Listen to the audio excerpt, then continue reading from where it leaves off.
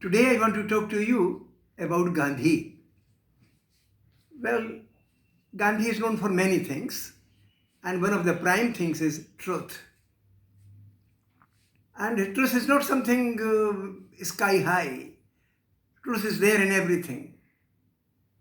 When he was a student, he used to go to school. He had a friend there. The friend was bad-tempered. He used to cheat people. So one day he told Gandhi that Gandhi, you are weak. You will be strong if you eat fancy things, which are quite expensive. Gandhi didn't have money. So then why don't you do one thing? Go and bring little gold from the bangle of your mom. So with great hesitation, Gandhi went home and he took a piece of gold from the bangle of his mom,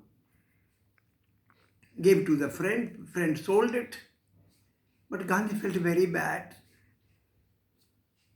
He didn't have the courage to admit this to his mom or father.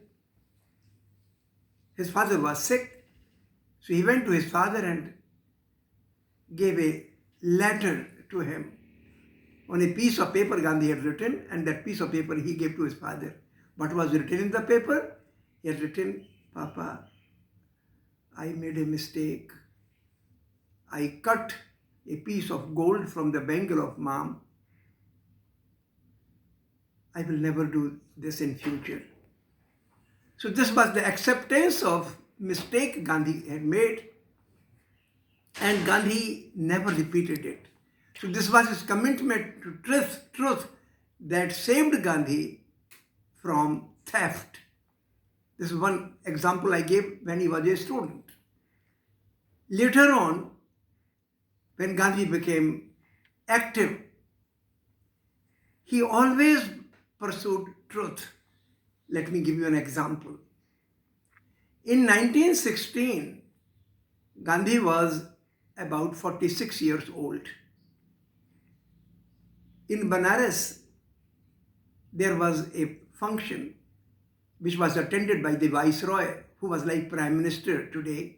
So at that time, he was the head of the state of India. Gandhi told him that a worker in India makes 2 rupees a month. When he works for 30 days, then he earns only 2 rupees a month. And you are spending on yourself 10,000 times more. How can you be representative of India? He expressed this truth to the Viceroy on his face without having any ill feeling or bad feeling for the Viceroy. Viceroy did not feel bad about it because Gandhi had no bad intention. So Gandhi could tell truth on the face of the person. So this was another instance. Third instance also I would like to mention. In 1922, Gandhi had started a movement against the British rule. He wanted India to be free. The movement name was Non-Cooperation Movement. So all over in the country, in many cities and towns, people were taking out processions. One procession was being taken in a town called Chauri Chaura in Uttar Pradesh. A mob shouting, long live Mahatma Gandhi, long live Mahatma Gandhi, these kind of slogans. They were walking on the road, then came the police, and police wanted to harass these people. Those people became angry, and then they ran after the police. The policemen went to the police station. These people, Gandhian followers, surrounded the police station and put it on fire. About a dozen policemen died. Gandhi was not there. Gandhi was somewhere else. But when he heard of it, Gandhi says, this is a blunder, this is a terrible thing. I withdraw the movement. Freedom can wait, but I cannot allow the violence to take place. This sent a very strong message. My father was 6 years old at that time. But when he heard of it, it went into his blood that if you are proclaiming yourself to be non-violent, then don't have any violence in your action. You should be truthful.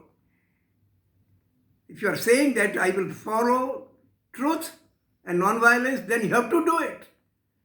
So this was the message Gandhi gave to the people. Another message he gave to the British also, that India is a land of people. You cannot exploit people. When they are truthful and non-violent, you have to make them free. And that movement, though it was withdrawn temporarily for a few years, later on it became a much bigger movement. India gained freedom. So truth is something for which Gandhi stood right from his childhood to his death. I think someday I will tell you the other struggles that Gandhi carried on the basis of truth, including his martyrdom. Someday I will tell you that. What a pleasure talking to all of you.